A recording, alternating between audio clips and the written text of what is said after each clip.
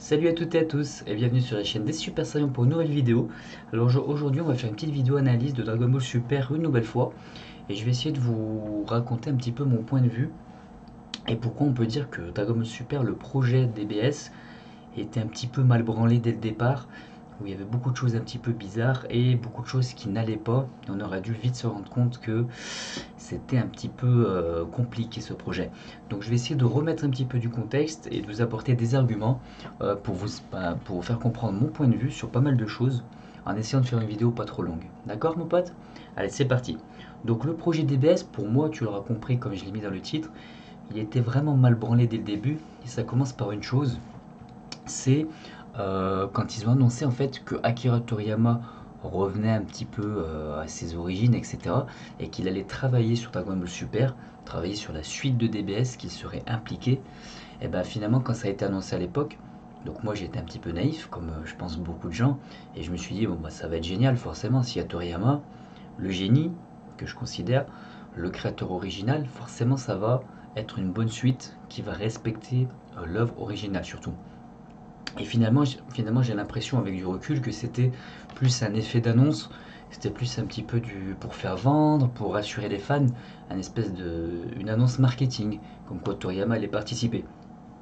Alors pour le coup, il participe un petit peu, c'est ça qui est bizarre, je pense qu'il est plus un petit peu consultant Toriyama, c'est mon analyse, je peux me tromper bien entendu, mais je pense que Toriyama, voilà, c'est plus un consultant, quelqu'un à qui on va lui demander son avis, qui va dire oui, non, peut-être, qui va faire quelques designs de temps en temps pour des personnages, donner quelques idées sur des post-it, des bouts de papier, mais globalement ce n'est pas lui qui fait le scénario, c'est pas lui qui fait les chara design, c'est pas lui qui est, en fait il n'est pas vraiment impliqué.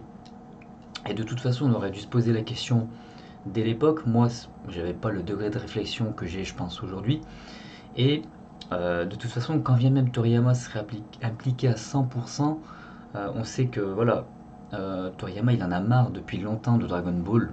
Il l'a dit, il l'a redit. Et même, bon, ça c'est des interviews qu'on peut retrouver sur le net, hein, des choses, voilà, on lui a vraiment posé la question. Il en a marre de Dragon Ball depuis longtemps, il ne veut plus travailler dessus. Et même, un truc qui me semble, enfin qui est hallucinant, c'est qu'il a dit plusieurs fois que bah, même il ne comprenait même pas pourquoi ça avait marché en fait. Alors là, c'est le créateur génial qui comprend pas son œuvre, donc ça c'est rigolo. Mais voilà, il n'a pas forcément cette formule secrète pour faire des trucs géniaux. Donc en fait, même si Toriyama était impliqué à 100% dans Dragon Ball Super, c'était pas forcément un gage de qualité. Et en l'occurrence, en plus, il est très peu impliqué, il fait très peu de choses, quasiment rien. Je pense que moi, de temps en temps, voilà, peut-être qu'il lit le script qu'on lui donne et il fait ouais, ouais, très bien, ouais, ok, c'est bien. Voilà, il change une ou deux cases dans le manga de Toyotaro et voilà, il ne fait quasiment rien. Alors attention, j'apporte une petite précision. Pour moi, Toriyama est impliqué sur plusieurs choses dans DBS. La première chose, c'est le film Battle of God qui a lancé un petit peu Dragon Ball Super. Donc là, je pense qu'il était vraiment impliqué, qu'il a créé le design de Beerus, qu'il a créé Whis et qu'il a donné un petit peu cette idée de multi-univers. Voilà, il y avait 12 univers, les univers jumeaux, etc. Ça, je pense que c'est Toriyama qui a lancé un petit peu le projet comme un cadeau que tu lancerais aux fans et aussi aux ayants droit. Il a fait ça, il a créé ça, il a eu cette idée-là et il a lancé un petit peu le projet Dragon Ball Super qui pouvait un petit peu se dérouler sans lui. Ensuite, il a été impliqué donc sur un autre film, c'est celui de Freezer, qui n'était pas extraordinaire, il n'y avait pas beaucoup d'inventivité. Et par contre, il s'est beaucoup impliqué, je pense, et ça se ressent dans le scénario, c'est sur l'arc Black Goku avec Zamasu. Bah, tout simplement parce qu'on l'a vu dans des interviews qu'il était vraiment impliqué. Après, il faut toujours démêler un peu le vrai du faux, mais je pense qu'il était vraiment impliqué dans cet arc. Et d'ailleurs, ça s'en ressent parce que pour beaucoup, c'est le meilleur arc, le plus travaillé, celui où il y a le plus d'enjeux, ce qui manque cruellement à Dragon Ball Super, et le plus sympa tout simplement. Et moi je suis de cet avis, pour moi l'arc Goku c'est le meilleur arc, qui est pas extraordinaire parce que j'aime pas trop DBS, mais c'est le meilleur pour le coup.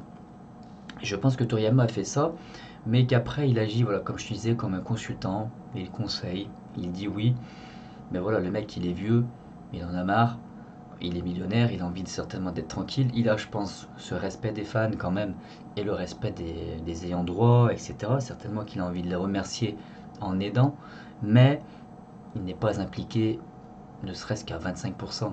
Voilà, il fait le strict minimum pour moi et il fait quasiment rien en fait. Voilà, c'est plus comme je t'ai dit une annonce marketing pour les fans. Le retour de Toriyama.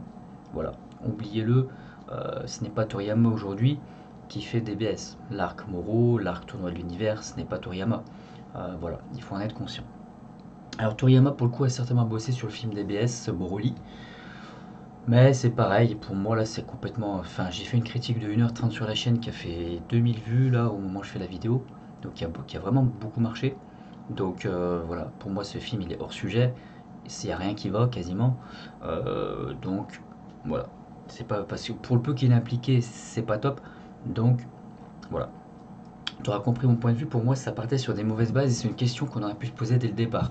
Pourquoi ne pas laisser à une nouvelle génération de personnes, des gens qui ont compris Dragon Ball, d'essayer de nous écrire une histoire sympa, d'accord mon pote? Voilà. Donc ça je voulais te parler de Toriyama. Ensuite je voulais te parler d'une autre chose, c'est le choix tu sais, du dessinateur du manga, qui est Toyotaro. Donc ce jeune garçon, en fait, ce qu'il avait fait avant, c'était un fan manga qui s'appelait Dragon Ball AF. Alors c'était un truc un peu obscur, un peu bizarre. J'ai lu cette affaire de Dragon Ball AF, il y avait peut-être une centaine de pages, et moi j'ai pas aimé pour le coup. Je sais que tout le monde n'est pas forcément de cet avis. Notamment, je crois qu'il y a le chef Otaku qui avait fait une vidéo sur ce fan manga en disant que c'était presque mieux que Dragon Ball Super. Donc que Toyotaro avait régressé. Je suis pas vraiment d'accord pour le coup, je trouvais que c'était très mal branlé, Dragon Ball AF, que ça manquait beaucoup de créativité, il n'y avait rien en fait. Même les dessins étaient corrects, pour le coup, c'est pour ça que j'ai lu. Mais il n'y avait rien d'extraordinaire en fait, c'était une pâle copie de Dragon Ball, de Dragon Ball GT, c'était vraiment très très moyen. Pour le coup, j'ai vraiment pas aimé. Et donc, quand tu as les ayants droit de Dragon Ball qui se disent bah tiens, on va faire une suite, ils font appel à ce Toyotaro là, qui n'a pas prouvé grand chose pour le coup avec son fan manga. Donc, pourquoi faire appel à lui? Peut-être qu'ils ont décelé un potentiel, je sais pas, mais en tout cas pour moi dans son œuvre Dragon Ball AF, il n'y a rien qui le prédestinait à être en charge de la suite Dragon Ball. Pour moi, il n'avait pas les épaules. Voilà, c'est mon avis personnel. Vous pouvez avoir un avis différent, il n'y a pas de souci. Mais aujourd'hui dans DBS, Toyotaro, il a quand même du mal à faire décoller l'œuvre. Il n'a pas fait grand chose de marquant pour le coup. Bon après c'est pareil, c'est toujours mon avis sur Dragon Ball. Donc pour moi le choix de cette personne, parce que c'est un Jap peut-être, un Jap qui effectivement fait des fans de manga DBZ, donc on le prend. Pourquoi? Je sais pas, peut-être qu'il y a des gens qui sont plus talentueux dans le monde. Après les Japonais sont assez nationalistes, mais je sais pas, il y avait peut-être moyen de trouver quelqu'un qui avait plus de créativité et encore plus de talent. Ou peut-être garder Toyotaro pour les dessins du manga et prendre un autre scénariste ou plusieurs scénaristes. Ça c'est quelque chose qui aurait pu être possible aussi. Pourquoi? Entre guillemets, voilà. Alors, dans le projet Dragon Ball Super, il y a plusieurs personnes qui travaillent un petit peu sur le scénario. Il y a forcément des choses qui sont dites. Il y a besoin de faire des figurines, il y a besoin de faire des transfos. On sait que Toyotaro n'est pas seul à la barre, mais voilà, quand même il est là, il participe, c'est le grand capitaine, on va dire. Et pour le coup, pour moi, c'était pas bon signe quand on lisait donc du coup Dragon Ball AF, sa création. Avant DBS, c'était pas foufou. Après, comme je dis, c'est mon avis, bien entendu, tu as le droit d'avoir un avis différent, il n'y a pas de souci. Mais j'aimerais bien que si tu as un avis différent, plutôt que mettre un j'aime pas, n'hésite pas à commenter. Tu peux commenter et expliquer ton avis, peut-être que tu pourras me faire changer d'avis et qu'on peut avoir un débat intéressant. D'accord mon pote? Alors ensuite je voulais parler d'une chose, c'était pourquoi, enfin c'est le choix en fait, de Goku, parce qu'ils sont partis dans Dragon Ball Super en prenant Goku et Vegeta comme protagonistes, tu vois, c'est les gentils et c'est ceux qu'on suit au quotidien. Et pourquoi partir sur ça en fait? Enfin, j'ai un élément de réponse, et je pense que vous le savez aussi, c'est parce que Goku, tout le monde le kiffe, et surtout au Japon, les mecs veulent voir Goku, Goku, Goku. Moi j'adore Goku, je suis très content de le revoir, mais du coup dans ton projet de faire une suite, c'est un petit peu casse-gueule quand même, parce que Goku, c'est une légende. À la fin de Dragon Ball, il a tout prouvé, il est extraordinaire, c'est le plus fort de l'univers, il a sauvé l'univers, la Terre, il a tout fait. Donc faire une nouvelle histoire avec Goku et aller encore plus loin pour essayer de raconter de nouvelles choses, de faire une nouvelle légende, de continuer la légende, c'était très très compliqué. Moi, j'aurais aimé qu'il parte, et ça aurait été mon avis, qu'il parte sur la nouvelle génération, donc sur Goten, sur Trunks, sur Pan, sur pourquoi pas la fille de Vegeta, Bra, etc., etc. Et pour moi, tu peux raconter de nouvelles histoires avec ces personnages-là qui seraient les descendants, qui essaieraient de sauver la Terre aussi, l'univers, d'être à la hauteur de la légende Goku et de la légende Vegeta. Ils auraient pu faire une histoire sur ça. Et tu peux imaginer plein de choses. Et t'as même pas besoin d'imaginer des niveaux de puissance complètement abusés, parce que les mecs, ils partent moins fort. Ils auraient pu de nouveau acquérir des transformations, Super Saiyan 2, 3. Ça aurait pu être des moments mythiques aussi. Enfin voilà, je pense que c'était peut-être moins casse-gueule de partir sur ça que de reprendre du Goku et de peut-être décevoir ou de casser sa légende. Parce que là, je pense qu'on peut être unanime un petit peu pour dire, il y a le chef Otaku qui a fait une vidéo sur ça aussi, que Goku dans Dragon Ball Super, il est vraiment débile pour le coup. Et ça casse un petit peu son mythe. Ce n'est plus le Goku de Dragon Ball qui est naïf, qui est parfois rigolo, mais qui est aussi un vrai personnage impactant, qui sait réfléchir, qui est un génie du combat, voilà, qui est aussi impliqué, même s'il fait des erreurs. Le Goku de DBS, il est vraiment débile pour le coup. Il fait n'importe quoi. Donc ça casse un petit peu la légende. Tu vois, donc en fait, ce que je voulais te parler du projet DBS initial, et pour moi, je vais synthétiser mon point de vue, choisir Goku en tant que protagoniste principal et Vegeta, pour moi, c'était pas forcément une bonne idée, même si c'est ce que les fans veulent, c'est casse-gueule. Parce que pour vraiment réussir à envoyer du rêve, bah, c'est très compliqué parce qu'il y a beaucoup de choses qui ont déjà été dites. Voilà. Donc j'espère que j'ai synthétisé ma pensée. Donc je voulais finir avec une chose. C'était un petit peu, tu sais, le projet. Ils ont annoncé le projet qu'il y aurait un manga, un animé. Il y a le film Battle of God qui a lancé la chose. Excuse-moi. Et du coup, c'était un petit peu bizarre parce que, alors ils ont fait le film, ça a lancé, comme je le disais tout à l'heure, un petit peu le système de multi-univers. Et puis après, il y a le manga qui reprenait un petit peu les éléments du film. Il y a eu quelques pages de Battle of God avec la bataille Beerus contre Goku. Ensuite, il y a eu le film, tu sais, Résurrection of F avec Freezer. Et ce qu'ils ont fait, c'est ils ont fait l'animé qui a suivi derrière, qui a repris les éléments de ce film en 30 épisodes peut-être même plus, je ne sais plus, mais bref, en beaucoup d'épisodes. Pourquoi, qui c'est qui décide de ça? C'est vraiment étrange. Pourquoi tu nous fais un film de 1h30 qui marche plutôt bien, et puis après tu nous fais un animé du film de 30 épisodes qui raconte quasiment rien de nouveau? Tu sais, enfin, il y a forcément des gens, tu vois, ça coûte de l'argent de développer un animé, ça coûte très cher. Pourquoi nous refaire la même chose? Alors c'est peut-être pour pas prendre de risques, mais pour le coup, ils n'ont rien inventé de nouveau. Ils reprennent les mêmes éléments, puis c'était moins bien dessiné, moins bien animé, il y avait beaucoup de dessins un peu loupés.